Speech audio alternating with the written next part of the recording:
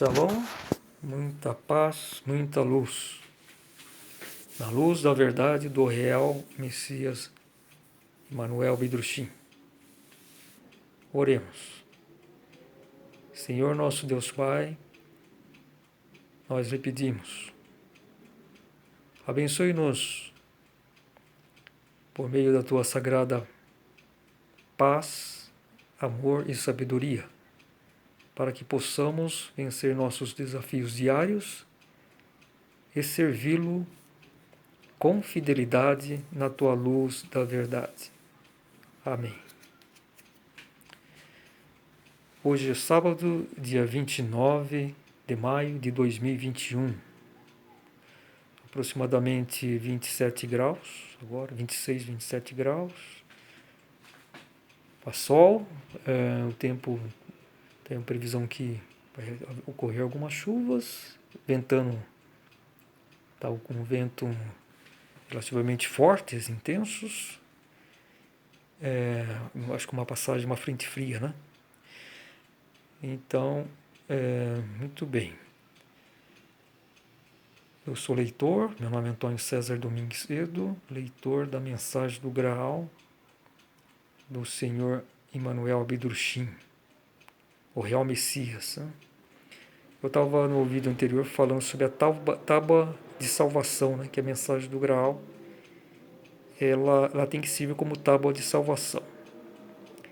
Então, hoje existe assim, uma certa polêmica, né, entre os leitores da mensagem do Graal, que uns poucos, né, isso talvez represente aí menos de 5%, né, dos leitores da mensagem do Graal na luz da verdade, do Real Messias Emmanuel Bidrushim, o Filho do Homem, né, o Espírito da Verdade, ou Espírito Santo, né, que esteve encarnado aqui na Terra entre 1875 a 1941,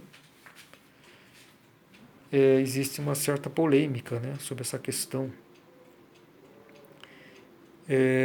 Que uns dizem que esses poucos dizem, chamados adeptos da mensagem 31, dizem que a mensagem a antiga mensagem de 1931, que foi a segunda edição, né, a primeira foi em 1926, edição violeta.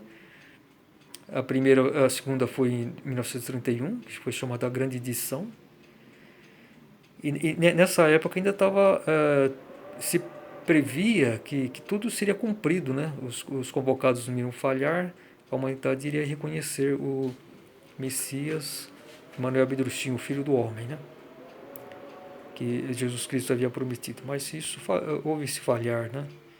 Então, o Senhor Emmanuel Bidrushim, ele fez uma revisão, né, nessa antiga mensagem de 31 e também outras dissertações que ele escreveu também. Então ele fez chamava de Ressonâncias do Graal, né?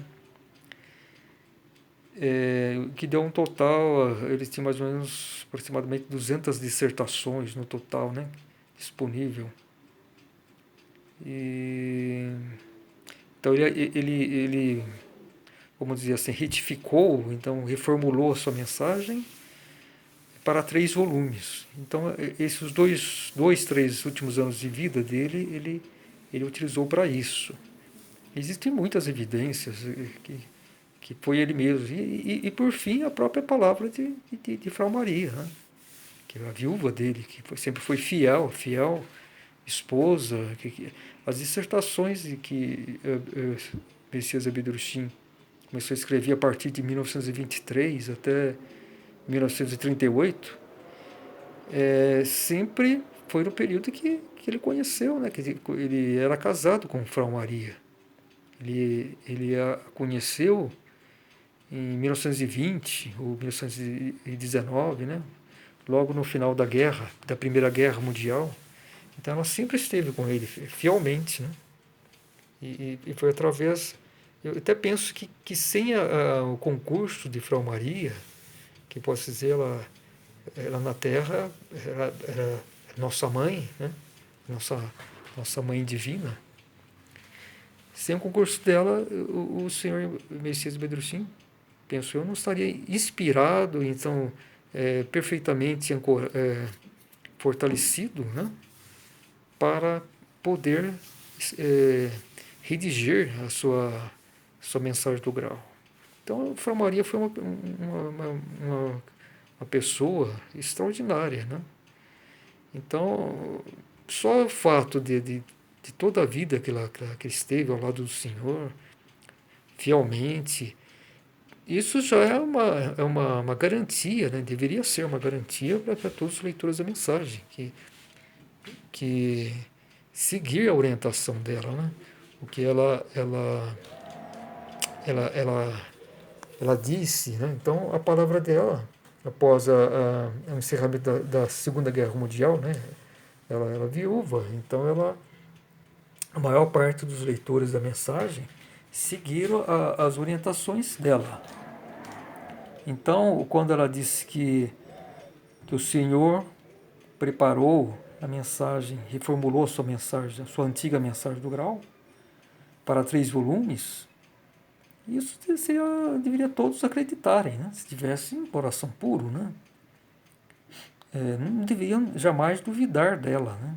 Das orientações que ela disse. Então, ela disse, essa é a tábua de salvação que o Senhor nos preparou para a época futura, presente e futura, né? Do juízo final.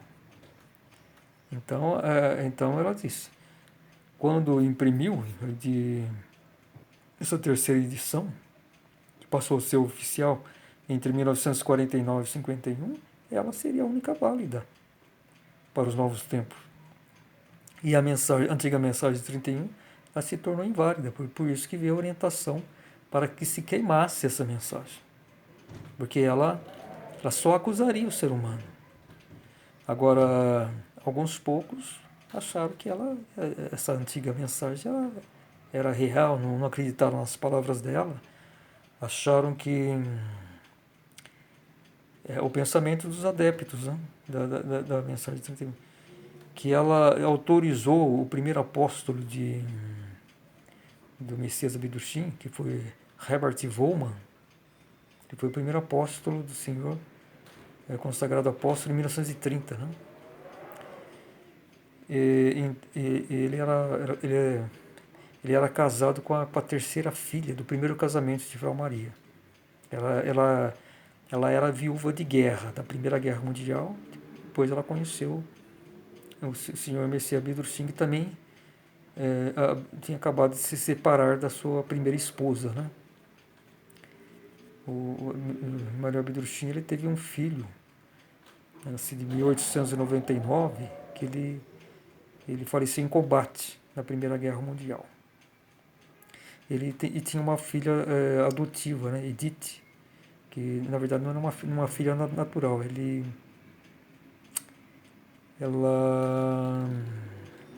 A irmã da esposa dele, vou falar assim porque para talvez ficar mais claro, ela tinha uma filha, né? E acho que não sei se ela também estão inválida, talvez por causa de guerra, alguma coisa assim, mas ela então o Senhor adotou ela como filha, né? Considerou ela como filha, mas ela não era uma filha natural, né? Mas enfim, esse Herbert Wohlmann, esse apóstolo, ele era casado com a terceira filha. A Maria teve desse primeiro casamento 3 filhas, né?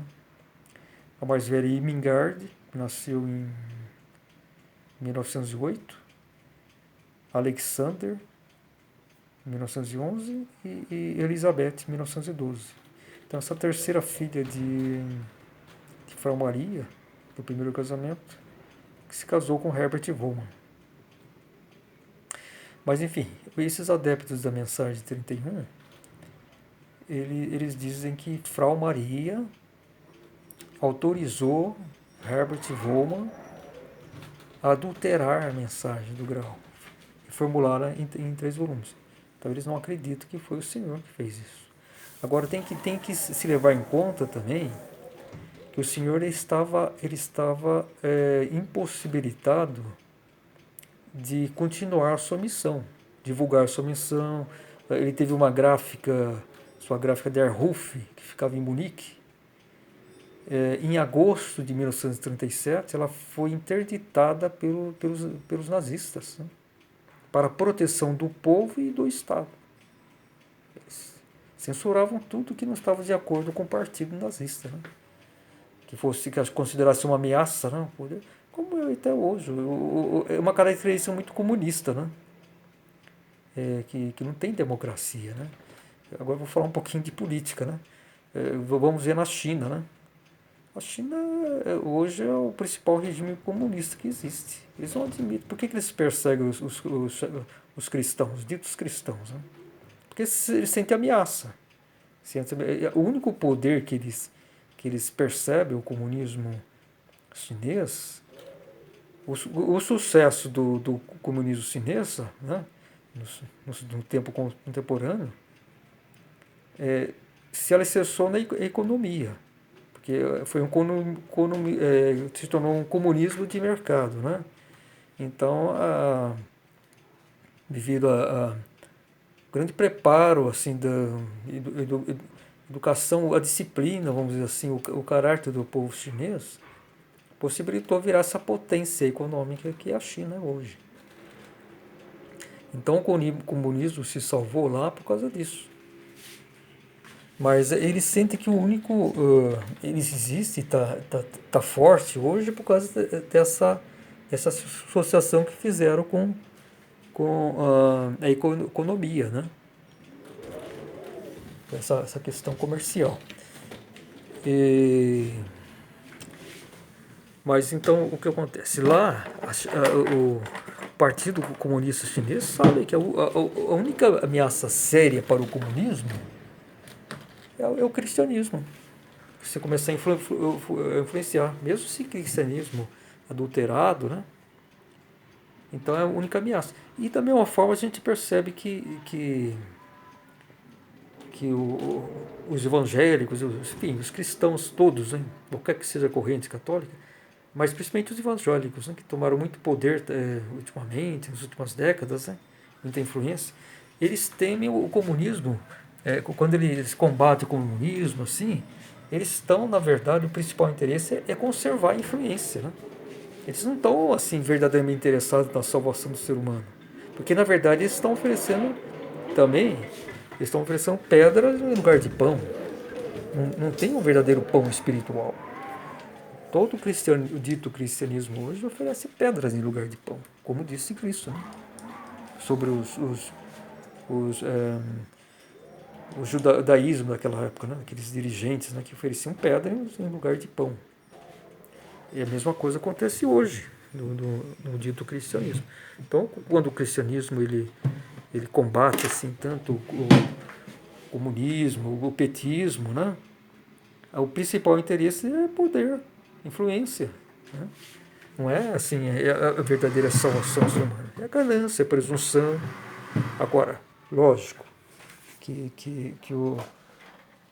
mesmo apesar de todos esses defeitos, né, que existem no cristianismo, conservam pelo menos a grande maioria os valores familiares, assim, essa questão de buscar os valores morais.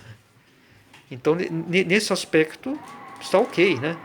E isso é positivo, até essa questão da direita, extrema direita, né? Extrema esquerda, porque isso, aqui no Brasil, pode-se dizer que os evangélicos, os cristãos, enfim, os católicos, eles se prestam para isso, nesse momento político, que é muito grave, né? Porque o comunismo, o petismo é 100% decadência, é 100% perversão. Então, temos de ideias, de valores morais, é uma perdição total. Eu, se fosse para minha vontade, mandava todos eles para o paredão. Paredão mesmo. Paredão, porque todo comunista e convicto daria um ultimato. Ou vão para Cuba, Venezuela, o lugar que vocês acham adequado. No Brasil vocês não ficam mais. Porque não pode, tem que ser erradicado.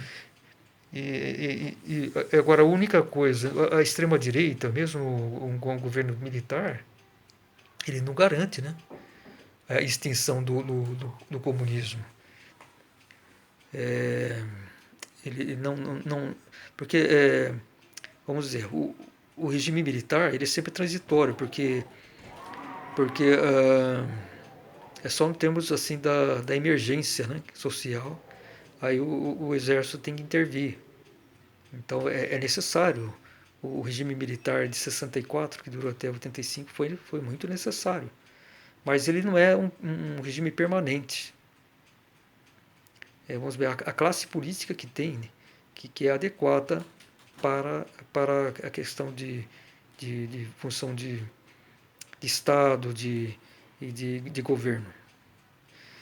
Mas no momento atual, com Bolsonaro, está havendo essa revolução para a direita. Então, o Bolsonaro, o capitão Bolsonaro, personalizou esse anseio da população brasileira. Porque por mais que teve essa influência esquerdista, comunista, petista, o, a índole do povo brasileiro é conservadora, é dos bons valores, não é essa anarquia.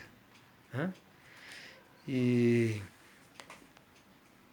então isso, vamos dizer, deram um espaço para mostrar o que na realidade são essa influência comunista, socialista. Ficou comprovado aí nesses últimos governos que não vale nada. Tem o socialismo aí um pouco mais light, vamos dizer assim, mais tranquilo. Depois entrou esse petismo, o comunismo, que é a perdição total, né?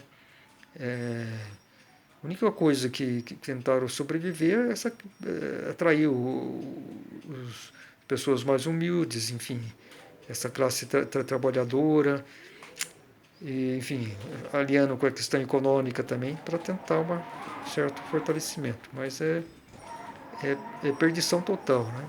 Então a extrema-direita ela serve para isso. Né? Ela serve para isso. Então acho que cumpre seu papel. Bom, mas então eu desviei um pouco para a política, né? Mas isso é muito importante também. E eu sou monarquista. Né? Então a questão aí que a índole do povo brasileiro é conservadora e monarquista. A história do Brasil nasceu com a monarquia. Então, o único golpe de fato militar que aconteceu foi em 15 de novembro de 1889, que deporam Dom Pedro II. E o povo, acho que 90% do povo, da população brasileira, era a favor da monarquia. Então, foi uma elite aí satisfeita, elite rural, e também o segmento militar do exército, né? Que Floriano Peixoto, enfim, que tinha essas ideias republicanas, né? E, enfim, estavam insatisfeitos com a abolição da escravatura e aí encontraram, mas foram arbitrários, porque isso não representou a vontade da maioria do povo brasileiro. Então esse foi o verdadeiro golpe militar. Agora o exército, vamos dizer assim, vai ter que devolver, né? Tem de fechamento de círculo, né? Até eu fiz uma previsão aí que a monarquia no Brasil, eu creio que o Bolsonaro é uma pessoa destinada a essa questão, ele é uma pessoa iluminada, né? E até penso que ele foi na outra encarnação do Pedro II. É uma opinião minha. Não sei se estou certo. Aliás, até eu ouvi isso, né? Uma informação, né? Sobre isso, né? A gente não tem certeza, mas eu acredito que sim. Então, ele é uma pessoa especialmente talentosa e escolhida para isso. Então, eu acredito que ele vai ser reeleito, talvez no primeiro turno. E no dia 15 de novembro de 2026, quando ele estiver prestes a concluir seu segundo mandato, ele vai entregar, passados 137 anos, ele vai entregar o poder do Estado de volta para a monarquia. Então, eu tô fazendo aí uma previsão, assim, um exercício de previsão do que poderá ser o futuro, porque a natureza do povo brasileiro é monarquista mesmo. E então vai ter que retornar. Nossas raízes são monarquistas. E é o regime ideal, né? Porque o monarca ele é preparado, ele pensa o Estado para as gerações. É isso que é a questão. Ele não tem um cargo, ele não é um partidário de,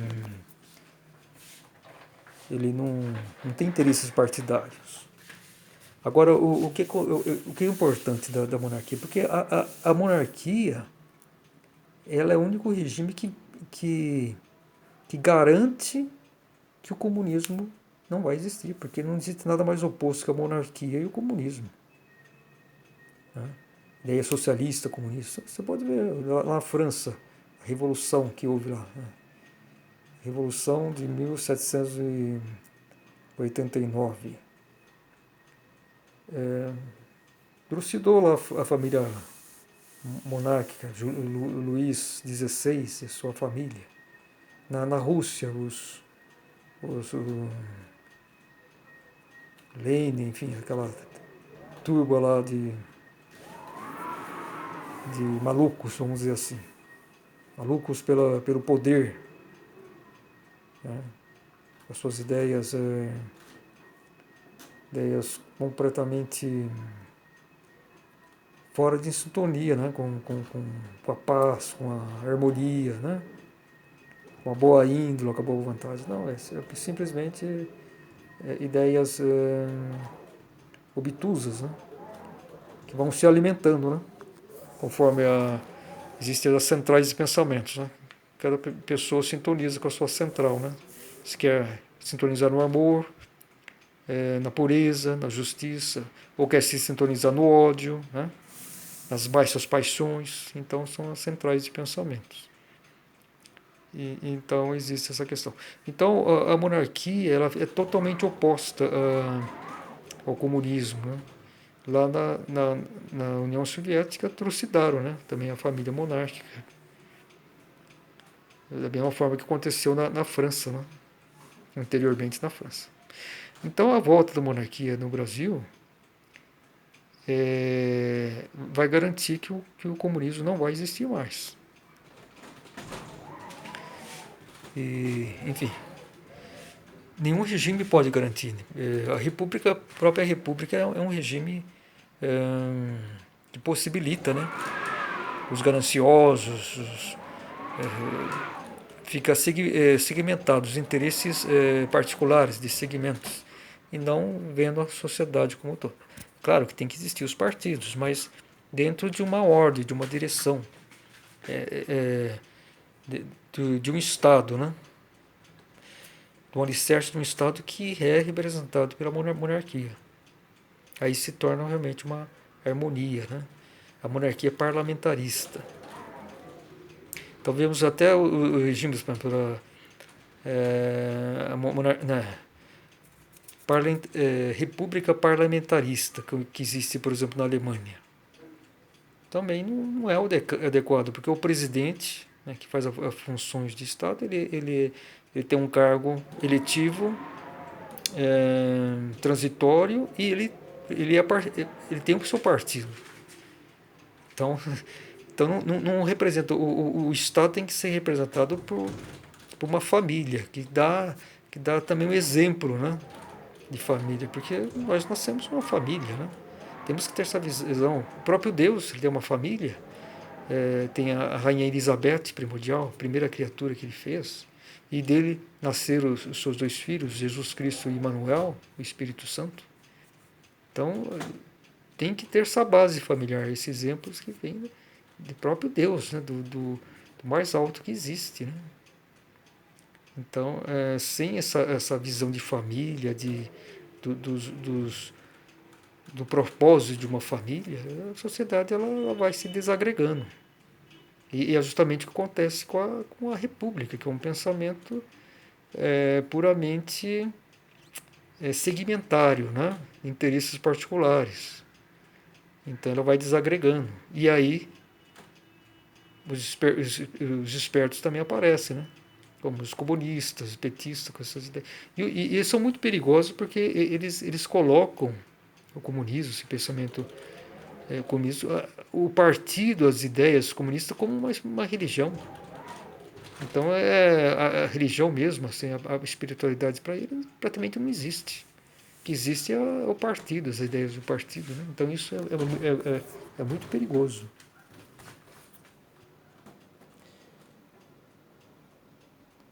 Muito bem. Então estamos aí com as reflexões. É, a tábua de salvação. Né? Então vamos orientar aqui sobre a palavra tábua de salvação. Então a mensagem do Graal oficial, que passou a ser oficial em 3 volumes, que foi a edição de última mão, ela é a tábua de salvação que nós precisamos hoje, que o Senhor nos preparou. Esse foi equivalente ao que Jesus Cristo proporcionou na cruz. Pai, perdoa-os, porque eles não sabem o que fazem. Né? Então foi uma intercessão. Porque senão a lei da reciprocidade seria tão violenta, né? Quando se ataca o Messias, né? Se rejeita a sua palavra. Então a humanidade, ao meu ver, ela não existiria mais. Porque é um karma que, se um único ser humano comete um crime contra o Messias, né? Isso reverbera, é a espécie humana. Então isso sobra para todos, vamos dizer assim. Né? Então todos vão ter a sua parcela de culpa, como espécie, né? Como espécie humana. É o karma coletivo, porque existe o karma individual, pessoal, e o karma coletivo, familiar, o karma de nações, e o karma da humanidade como um todo. Então essa é a tábua de salvação. E eu até, então, o que esses adeptos da mensagem de 31, da mensagem de 31, da antiga mensagem, eles têm um comportamento totalmente calunioso contra a memória de Frau Maria, que foi uma pessoa fiel em todos os sentidos.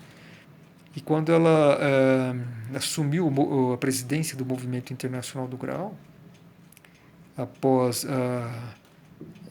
a partir de 1945, né, quando o encerramento da guerra e a devolução da propriedade de von Perberg para os herdeiros, vamos dizer assim, do Real Messias da Bedurchim, ela foi uma orientação, né, um leme condutor para todos aqueles leitores de boa vontade. E quando chegou aquele momento decisivo de imprimir, houve a possibilidade, a mensagem que o Senhor preparou, né, a de última mão, que passou a ser oficial, ela teve que falar isso, né, essa orientação, que essa mensagem em 3 volumes seria a oficial, como a última vontade do Senhor na Terra. Né? E, enfim, o Senhor tinha que fazer essa alteração muito discretamente. É isso que é muito importante observarmos isso. Porque ele estava proibido, né, pelo regime nazista de continuar a sua missão, sua obra, sua divulgação. Ele teve a sua gráfica Der Ruf, em Munique, interditada em agosto de 1937 para a proteção do povo e do Estado. Depois, 7 meses após, em março de 1938, com a invasão, a anexação da Áustria, von Perberg foi tomada pelos nazistas. Então, e ele foi preso, ficou preso durante 6 meses. Havia acusações graves contra ele. De adeptos que tinham interesses puramente materiais, muitos ex-adeptos, né, o acusavam. E também o próprio governo. Eles achavam que Abel II queria tomar o poder, assim, até por armas, né? Mas, na verdade, o poder seria o espiritual. Ele seria conhecido como o rei do mundo. É o Espírito Santo, é o rei dos reis. E, enfim, então ele estava proibido, ele tinha que fazer essa alteração, essa reformulação da mensagem muito discretamente, porque ele ainda era, os nazistas ainda lá investigar as atividades dele, né? Qualquer deslize ele ia direto lá para um campo de concentração. Então ele estava proibido, então ele não podia divulgar abertamente o trabalho que ele estava fazendo, né? Então as pessoas tinham que confiar depois que começou a ser impressa a mensagem de 1939, que confiar simplesmente na pessoa de Frau Maria, da pessoa fiel que ela foi, da boa vontade e das orientações. Agora a maioria confiou, talvez uns 90%, e realmente a mensagem em 3 volumes passou a ser a preferida, mas uns poucos não desconfiaram, enfim. E é isso que se tornaram os chamados adeptos da antiga mensagem de 1931. Então isso, na verdade, é uma grande ofensa, uma calúnia terrível contra a memória de Frau Maria. Por isso que os adeptos da mensagem de 31 são caluniadores, são desonestos, estão cometendo, sem prova, né? Sem nenhuma prova, simplesmente ideias fantasiosas, vão falando que dá na telha, né? Vamos dizer assim. Então, muito cuidado com isso. A verdadeira mensagem do Grau é a oficial em 3 volumes, que é editado em português brasileiro pela Ordem do Grau na Terra, www.graal.org.br, pela Fundação da Mensagem do Grau em Stuttgart, o português europeu e mais de 20 idiomas, www.grau.d. Muito bem, muita paz, muita luz, shalom.